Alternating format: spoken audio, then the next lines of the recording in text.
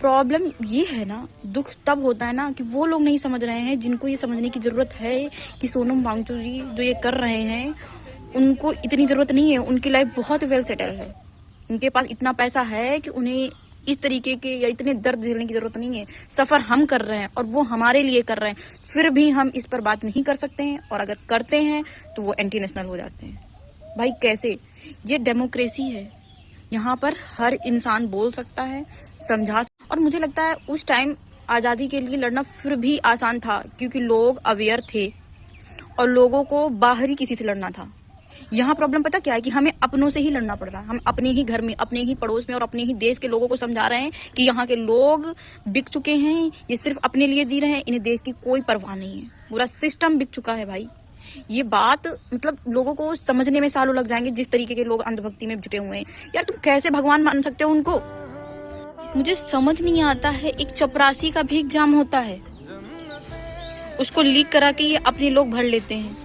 लेकिन एक इतना गंवार आदमी जिसे बोलना नहीं आ रहा, समझना नहीं आ रहा है, वो सिर्फ पढ़ पढ़ कर अब तक बोलता हुआ है, वो देश का राजा बन के बैठा है। और वो राजा जो हमने चुना है, आज वो हमें ही नहीं समझ रहा। मेरी बस पर्सनल सबसे यही रिक्वेस्ट है कि प्लीज इस मूवमेंट को समझें और इसमें अपनी राय रखें, कंट्रीब्यूट करें और देश के लिए कुछ करें। अगर आपकी जीवन में सबसे ऊपर कोई चीज होनी चाहिए लाइफ में ना, तो वो देश होना चाहिए। उसके बाद आपकी अपनी लाइफ होनी चाहिए। लेकिन सिस्टम ऐसा हो चुका है, देश से किसी को कोई मतलब नहीं है। पहले अपनी लाइफ है, हमारी लाइफ अच्छी चल रही है, दैट्स इट। सोनम वांगचुक जी बिल्कुल भी एंटी नेशनल नहीं है, और अगर ये बात नहीं समझ आ रही ना, तो ये आपकी प्रॉब्लम है। जो व्यक्ति खुद को भगवान मानकर और भगवान के नाम पर पूरा इलेक्शन, पूरा देश का वोट और भगवान को अपने आगे नचाना, भगवान की पतंग बना के उड़ाना, वो आपको गलत नहीं लग रहा है, तो वाकई आपको इलाज की जरूरत है। ठीक है? और एक समय आएगा जब आपको समझ आएगा, लेकिन तब बहुत देर हो चुकी होगी। इसलिए अभी समझें और इसको आगे बढ़ाएं।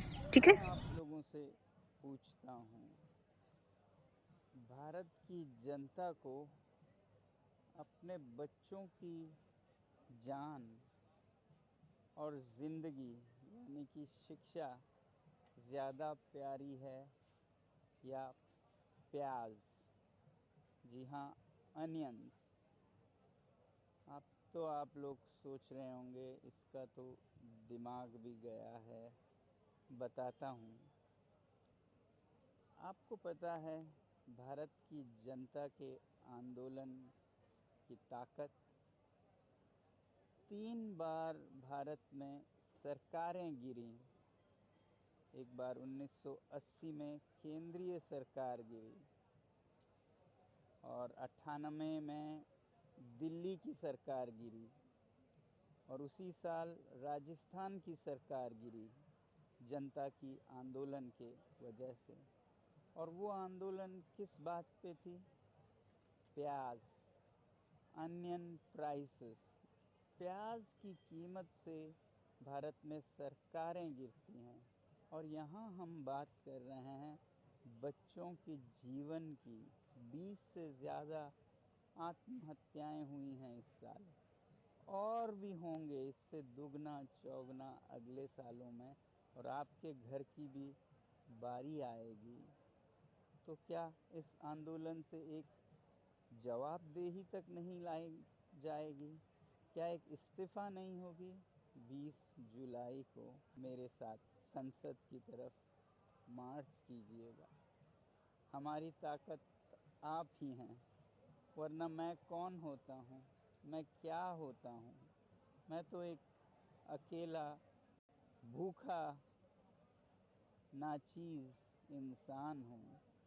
आप लोग हैं, जिस संख्या में आप जुड़ेंगे वही ताकत है जिसने प्याज के लिए सरकारों को गिराया है। हम तो सिर्फ जवाबदेही की बात कर रहे हैं। मिलते हैं 20 जुलाई को। जय हिंद।